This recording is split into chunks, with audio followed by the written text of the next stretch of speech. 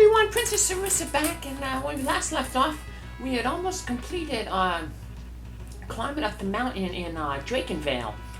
We ended up getting Golem, and did a really good summon. We won't see him too much in this upcoming battle. This upcoming battle isn't too bad as long as you have some really good multi-targeting attacks. So, yep, we got a boss here coming up. We also found the last new enemy in the area, those cats. So, and here's the dragon grass. But when Lenna and Faris go to grab it, it springs alive. It's the dragon grass is infested with some killer weed. So that's why all the drakes have been dying off, because the grass that they eat, it basically tries to eat them. Yep, the grass is attacking, so, So now we have to defeat this beast here, this plant beast. And right now it's just like this big dragon pod, but it summons these little dragon flowers. They don't have a lot of hit points, so they're easily taken out by a good multi-targeting attack. We can throw the skeins with the ninja. Faris' kick would also work. And pretty much any of the multi-targeting summons, the level 2 summons, will also work on taking this out. Now, what makes this boss tough is if you don't defeat these flowers right away, when they start attacking, they can produce a lot of nasty status ailments on your characters. They can, poison them, they can confuse them, they can put them to sleep, paralyze them. So, it's all about managing the flowers, taking them out. So, just hoping I get a sword dance there. So, mainly I'm gonna try to, if it comes to it, I'm gonna keep trying to use RASAR to single target the dragon pod there, hoping that he gets a sword dance, and then I can just use Faris there. You see, kick takes that care of him. Faris and Lenna to use the multi-targeting to take out the pods or the flowers, depending on when they sprout. So I'm just going to delay my turn here a little bit, wait for the flowers to show up, have a summon ready, and take it out. And as long as we kind of keep this up and make sure that the flowers never get a chance to attack, we'll be good to go. So, yeah, the dragon pod really doesn't do anything other than hatch more of those flowers. So, and once we defeat that dragon pod, we get some dragon grass. And so what I'm going to do is, if you have a time mage, you can use it. You can use them to just warp out of here. But I don't have a time mage. I'm not allowed to use a time mage. So I'm just going to off-screen, returning to the entrance of this mountain. So there we go. And now we're going to head back toward the werewolf village, Quelb. But luckily we get another new enemy here that we didn't meet earlier. The cursed ones, that blue guy walking on his hands in the back. Once again, if you have a Beastmaster and you haven't caught one of these toads, you can catch one of those toads and give it to the old man in the well in Quelb, and like I said, he'll give you the Konago jar and 10,000 gold. But this guy's nothing too bad about him. We'll meet some of them later, like a palette swap for him later on, and they're more annoying, but this one, not too bad. So we take him out, and we earn our victory. And speaking of victory, between all the fighting that we did at the mountain, and coming down the mountain, going up the mountain and down the mountain, we need a good rest. This is another time when we're going to get to use this inn. So some of the werewolves changed their things. See, so I can't believe we made it through Drakenvale unharmed. So, yeah. So now we're going to once again use this free healing here from the free healing from the eating the food, and then get the 8 potions. So that'll give us a little bit more defense. It'll make Lenna a little bit slower because her equipment weight went up, but yeah, not too worried about her being speedy. So like I said, we can do this 3 times. So we'll here's our second time right here. And later on we'll come to this village again, and that's when we'll use the third and last one. So once again, we're getting 8 potions as dessert, and if you have 99 potions, make sure you sell those 8 potions so that these ones don't go to waste. So alrighty, now it's time for us to head back to Castle Ball, where Galuf is king. And we'll turn back that dragon grass. Get the hiryu, the wind drake, back on its wings, or back on its feet. So, Now there's a cave over to the right. We're gonna go there later, because there's some pretty tough enemies in it. You definitely don't want to go there before you have the golem summon. So here we get a little bit of thing where Galuf's warning to the guards kind of makes it a little difficult. You know, remember he told them never open the gate for anybody. So now he come back, he's like, hey, let me in. And the soldiers are like, nope, we were told never to let anyone in. So we're gonna have to use the secret passageway that we did earlier. Remember this one when we went over to the right and got that the great sword in the upper right around the moat? Yep. So we got to just remember that there's this button up here. And we head up here and we'll end up in that little stream there. Of course, this is a pretty easy way to sneak into the castle if you think about it. Anyone who jumps in the moat, they can easily see that button. It's not that hard. So, look, here we go. Woohoo! Maybe the pipe is really small; it can only fit people. Yeah, so they're sorry. See, next time. But look, you can open the gate right now and just leave them in. Yeah, that's silly. Galuf was like, no, don't let them in. And so here we learn about Krill's parents. They went to that desert where the Moogle village was, and trying to save a wind drake, and never came back. And we also learn a little bit more about Lady Krill here. Apparently she has a headache and she's laying down in her room, so we should check up on her before we check up on the wind drake. So luckily her room is on the way to the wind drake, so. Now this guy says something new here. King Zizat of Surgit is sending his fleet to attack Extet's castle. And we know King Zizat because he's one of the Warriors of Dawn. Him, Galuf, and Kelger the werewolf, and then RASAR's father, Dorgan. Now, Krill apparently, in addition to having like a psychic link with the Moogles, she well, actually, her Moogle had a psychic link with the other Moogles. Well, Krill has a psychic link with some guy named Guido. He's like an ancient sage. He's over 700 years old. She's telling us that we need to go find him. So, luckily Galuf, I guess because he's king, he knows a lot, and he knows exactly where to find Guido. But we're gonna need the wind drake to get there. So. Thankfully, we finally have the grass that we can use to heal the wind drake. Remember, it was wounded in that initial attack on Extet's castle when we first got to this world, and then it hurt itself further when it, despite being wounded, flew all the way to rescue us at the Moogle village.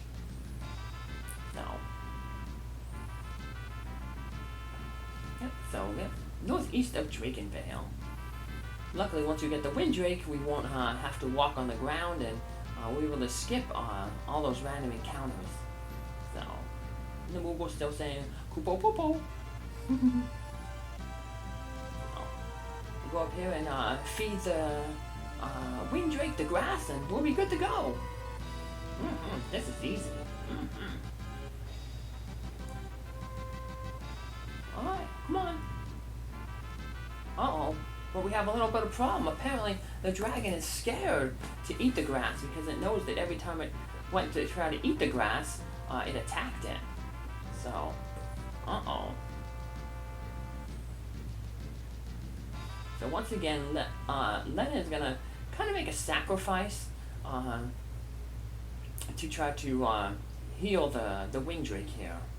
She really likes her wind drakes. Remember in the to get the dragon grass in the RASAR's world, she walked through the poison flowers to get it.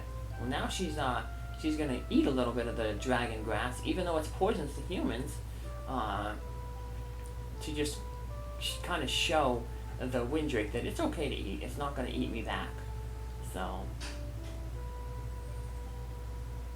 she finally encourages the Windrake to eat. Yay! And the Windrake gets better, but Lenna gets hurt. But don't worry, minions, she's not going to be hurt for too long. Last time the Windrake licked the poison from her body, from the dragon, from the flowers. But this time, it's going to be Krill to the rescue. She's going to come up and she has a special potion made that'll, I guess, neutralize the poison from the dragon grass. So, and with that, then everyone will be better. Woohoo! Oh wow, then Lenna's really big in saving the animals. So,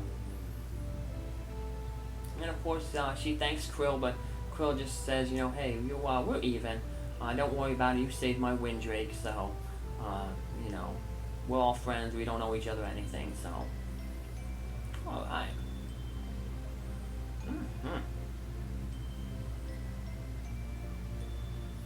And there's something pretty neat that kind of happens here. So I guess there's a little thing that if you're not really paying attention, you wouldn't think nothing of it. But I think it's a neat little, I guess, character development, sort of.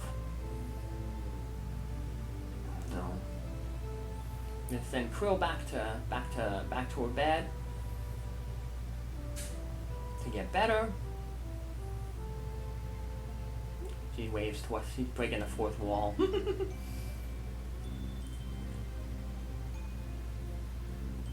But, remember how RASAR was afraid of heights and he didn't want to get on the Windrake in the first wall? Well, I guess he's overcome his fear of heights, because Luke was the first one to get onto the Windrake and is all ready to go. It's gonna be our good buddy RASAR. Boink! Right on!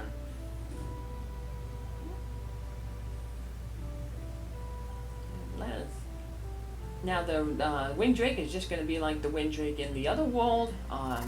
It can fly. You avoid random encounters when flying, but it can only land on grass, and it can't fly over mountains. So, however, though, even with those limitations, it will get us around a lot of the world. So, and speaking of healing animals, look at what Rabbit and Small Animal Rescue did to heal Maria here, this little rabbit. And you can see she's kind of injured. She had an injured spine, and doctors were like, didn't think that they could save her, but Rabbit and Small Animal Rescue was like, nope, she deserved to have a good life. And so they took her in and they gave her love and therapy, and we'll see how that helped her out then at the end of the video. So let's head back to RASAR and his friends. We head northeast of Drakenvale here, and we can't go through those mountains, so we just have to take out the path. And then we see that little hut there, I guess, a little stone structure. Head to there, and that's where Sage Guido is. Unfortunately, we are not going to be able to meet Sage Guido right now, because an earthquake's happening. What lousy timing. But no, it's not the Earth's fault that this earthquake is happening. No, it's evil X-Death. He's the one causing the earthquake. Apparently he must be scared of Sage Guido. Sage Guido must have some very important piece of information for us. So yeah, here's X-Death in his castle. He must have a lot of power. Must be a really strong magician. And his castle looks really, really creepy. Ooh. Luckily, our Windrake is safe and sound, and we're safe and sound on the Windrake. So now we can do a little bit of exploring. So now we're gonna go. We were told that Zizat has his fleet to attack X-Death. So that's where we're supposed to go. But there's a few stuff we want to find first. So I just want to show you how far we got thrown away. So this is where we landed when we got thrown away by that barrier. So yeah, you can just see how far we were thrown away from Castle Ball is basically a little bit to the west of Extet's castle. So, yeah, it gives you in mind. We pretty much got thrown halfway across the world. And we're okay for it. So, but we want to head back to this area, and we want to go into this wherever it's dark. This is kind of like swampland. And there's an enemy that only appears in the swampland here. It's the mandrake right there, the little plant-looking thing in the background. So he's not too difficult. Once you take out one of these devours and have some more room to show off stats, we can show off what the mandrake stats are. So,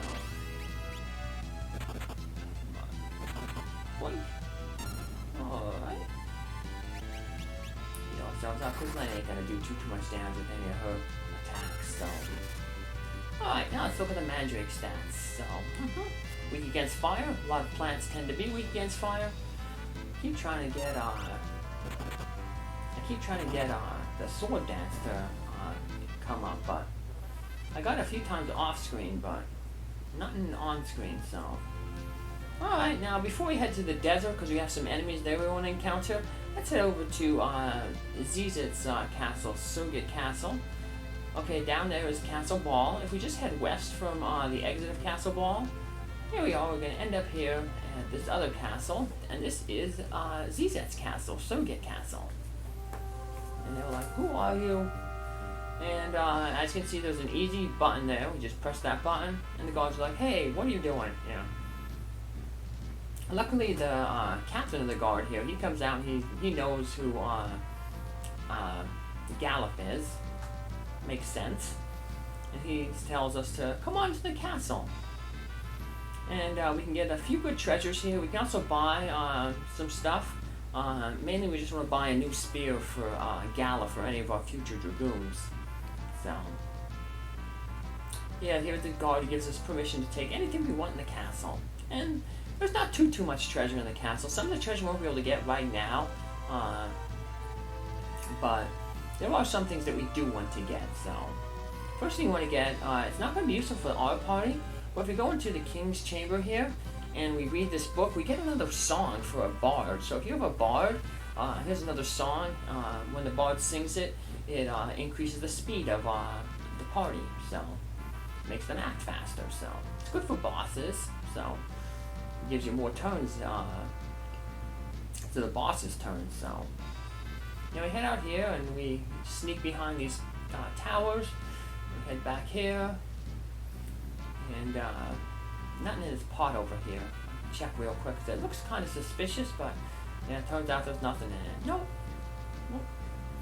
Now we're in the library. Remember the library back in the other world? The ancient library? And look, these people now have an oldest tome too, but half the pages are missing. Remember back in the ancient library, they also had an ancient tome whose half its pages were missing. So now they're like, if we can only recover the other half, we'd be able to read it all. So, this is RASAR basically saying like, hey, I saw a book like this before. Yep, it's the book in the ancient library. If there's only some way that we can either take that book back to our world or have that book delivered to Galuf's world, we'd be able to put it together and read the seal.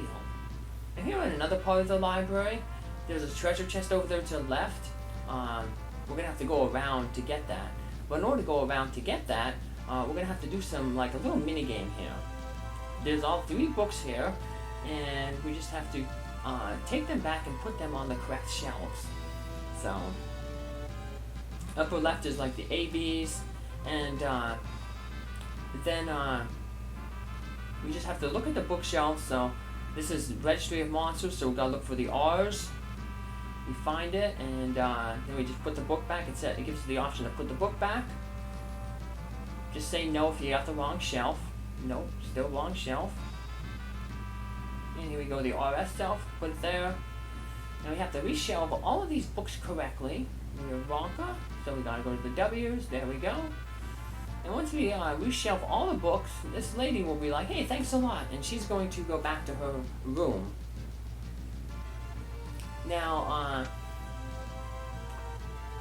that opens up a secret passageway. We couldn't open this passageway ourselves, so we have to help that lady shelf the book, so. And this is a mage who knows how to use the lance, and eventually we can have a mage who can use lance, or someone who can use lance. The Dragoon, that's one of his abilities, like to equip lances, so. Alright. And this lady says, hey, there's some magic spell hidden in the castle somewhere that allows you to float. Now, back behind that guy, there's some treasure in either one of the crates or in the pots. But he's in the way right now. We're going to have to come back to this castle later when he's out of the way. And this guy gives us a clue about something else. So, there's a northern lake. It's all surrounded by mountains, so we can't take the wind drake there. Must be some other way to get there, but there's apparently a glowing monster there with a huge eye. Kind of reminds you of the forest where we were told that old man was, Ramu, the summon. Yep, so there's another summon up there. So once we get to that place, we're going to have to, hunt for that summon. But here's that treasure chest to the upper left of the library over there, where we shelve those books, and that's where we get the magic of float. It's another time magic, so we won't be able to use it, but you can use it to float over trap tiles that damage your party. So it's one way you can have a time mage party avoid danger tiles. The other way to avoid danger tiles is there's a job, the Geomancer from the Fire Crystal, and they have an innate ability to safely walk over any terrain. So, sadly in this game, you can run into encounters in danger tiles, and danger tiles will take off a lot of hit points. Like back in Final Fantasy 1, Final Fantasy 2, you couldn't get into a random encounter when you stepped on a danger tile, and the danger tiles only took off 1 hit point, so it was like to your advantage to walk in the danger tiles, because you'd probably you'd save more time, you won't get into battles, and you'd also probably lose less hit points at 1 hit point a step than getting into eventually a bunch of fights and having the monsters take off that hit point. So here we learn that Zizit's fleet is to the east of the Extet's castle, and we can land the Windrake on the ship, the king's ship. And when we get there, we'll see that it's easy to tell which is the king's ship, because it's going to be the big one. So we can sell some stuff here. We got back in the Drakendale mountain. Got a lot of dragon fangs from those all those zombie dragons we fought. We can fill up some high potions. Woohoo! Finally. And we want to buy that one heavy spear, so it's a good upgrade for Galuf. And his wind spear that he's been using since when he first got to this world. Boink! That was attacked by 10s. That's nice. Not really here for armor. We already saw all this armor before. And the same with the spells. The same. They're gonna have time magic spells, the black magic spells, and then the white magic. So there's the time, the black magic, and all these spells we saw earlier back in Regal and also in Quelb. So might as well stock up on potions too. So now we have a full stock of potions and high potions. So high potions we'll use for in battle. The regular potions we can use at a battle. So alrighty, and that pretty much clears out this this area here. Now top on a Windrake, but before we head back to King Zizat's fleet, we're gonna head back to the Moogle forest, and we're not gonna go in the Moogle forest. We're gonna go in the desert outside the Moogle forest. Remember we were told to not cross the desert because apparently there's some tough enemies there. Well, now that we have the Golem summon, we might be able to take out some of those enemies. So, or in particular, one enemy. So. Yeah, there's 2 enemies in there. One of them, not much of a problem, but the other one, yeah, you don't want to fight him because he has a nasty attack. So save all game just to be safe, and we just wander in the desert. And here's the 2 new enemies: the cactuses, little things in the front, which don't look like cactuses; they look like needle, like hogs or whatever. And then the second enemy is the Sand Raider in the back. So, unfortunately, I made a dumb move here. Remember, RASAR has the bone mail. If you have the bone mail, you can't heal up with regular potions, so... And also, he isn't going to be able to revive himself with the Phoenix down, because he's considered undead, so... Uh-oh, looks like RASAR will not get this, the ability points or the experience points from this, but it's okay, so... But what makes this enemy tough is he tends to use this ability called Maelstrom. And what the Maelstrom does is, yeah, see, I messed up here. I forgot twice that you can't revive when you have the bone mail. What happens is he uses the Maelstrom, and then after he uses the Maelstrom, he will start attacking you. Luckily, we have the Golem summon up. And what the Golem Summon will do is, like I said, it'll absorb that 2,500 hit points worth of damage. So every time you see that hand come up, it's basically blocking the attack that the Sandrather is doing. So it's really nice, you know. It's basically saving our bacon. So, and this will allow yeah, there's no point in healing up because when you heal.